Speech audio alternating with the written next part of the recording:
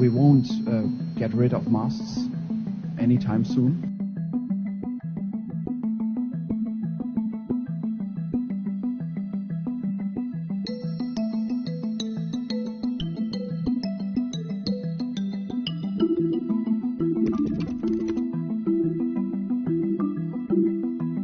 It's very difficult to make global projections. We will have vaccines during the next year to come. I guess it will last until end of the next year, until significant parts of the population can be provided a vaccine. So there's a significant difference between the first clearance of a vaccine and then the provision of the vaccine to the whole of the population.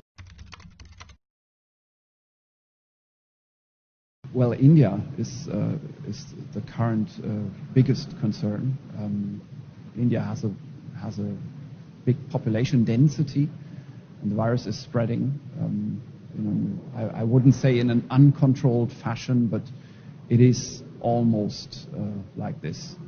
Then, of course, areas in South America, but also in the northern hemisphere, winter is coming, and there are areas, including in Europe, where there is little control. So I believe there are countries, including in Europe, that will have to impose stricter measures very soon.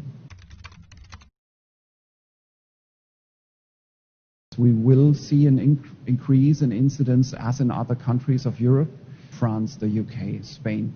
What we're seeing there is what we will see in Germany if we don't react very early on in a way that needs to be adjusted, that needs to be, let's say, bearable for the economy and at the same time targeted.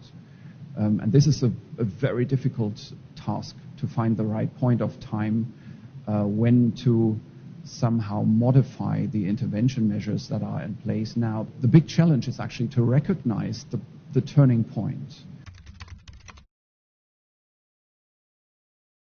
It's wearing masks. There is clear scientific proof. Then, of course, it seems there is independent support for hand hygiene. There is independent support for keeping distance. Another very important intervention is to speak to the public.